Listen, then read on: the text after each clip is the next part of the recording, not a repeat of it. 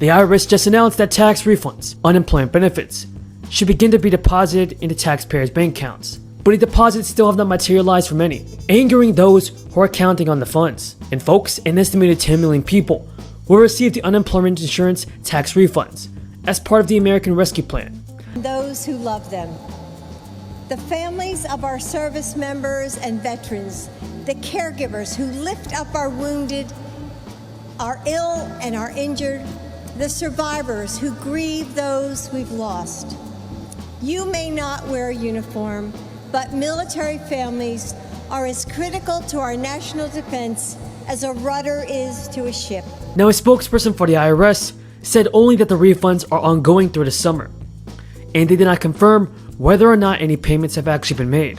The IRS is currently finishing up sending out the third round of stimulus payments, as well as processing normal tax returns from the 2019 and 2020 tax seasons, all with fewer workers than in previous years.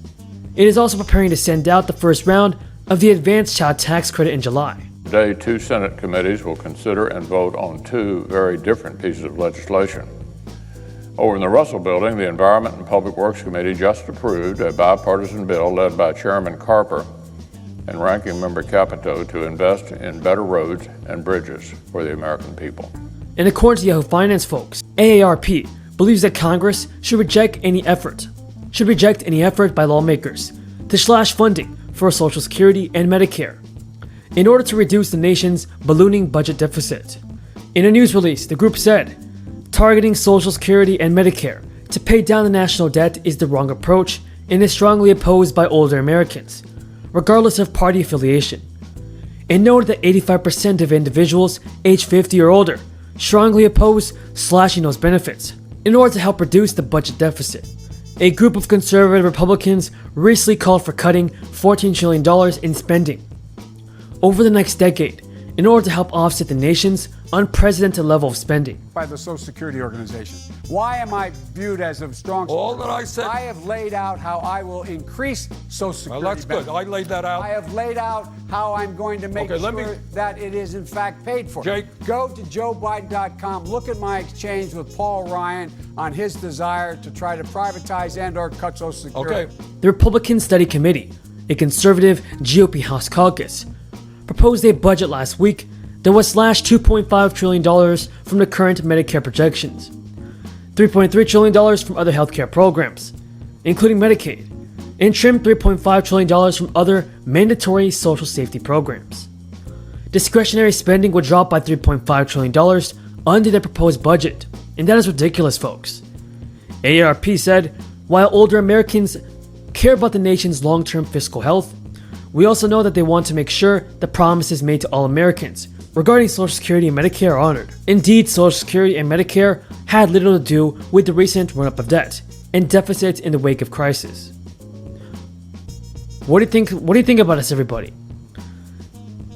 What should our federal government do about the national debt? And do you believe that they should consider cutting down Social Security? Leave your thoughts on this, everybody, in the comments below. Now, the $1.9 trillion stimulus relief plan became law in March after passing with no Republican votes. Some Republican lawmakers have since prompted specific programs of the law to their constituents. Democrats on the House Ways and Means Committee have already sent a letter to President Biden calling for a fourth check. The letter read, families and workers shouldn't have to worry about whether they have enough money to pay for essentials in the months ahead as the country continues to fight the crisis and recession.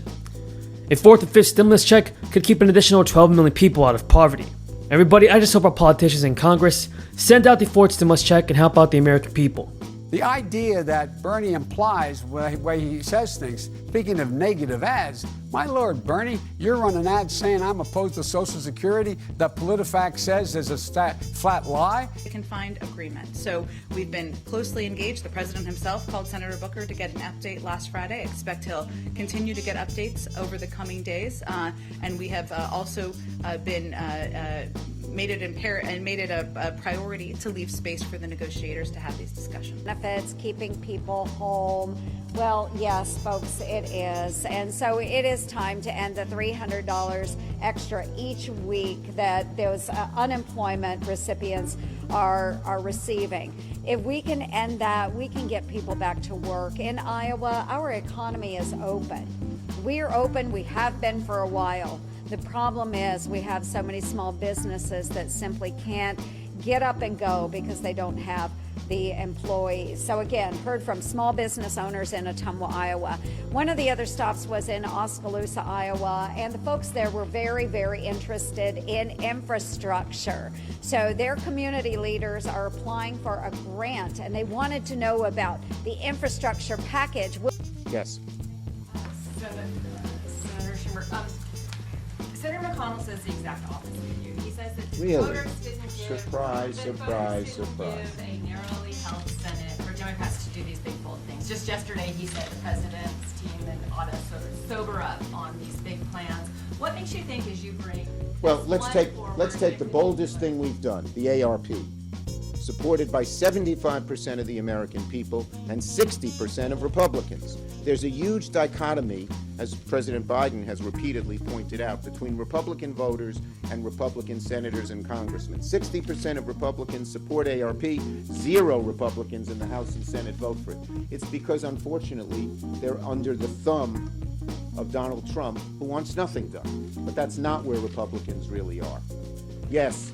Hey, Senator, if you're scheduling a vote on S1 without the support of Joe Manchin, is your bet that he comes around by the end? Is there an open We've had two process? very good, strong, and intense discussions in our caucus as recently as Wednesday, and we're continuing to have them. At those caucus lunches, it was made clear how important S1 is to the country, to our Democratic majority, and to individual senators, and those discussions are ongoing, and I have a lot of faith in them.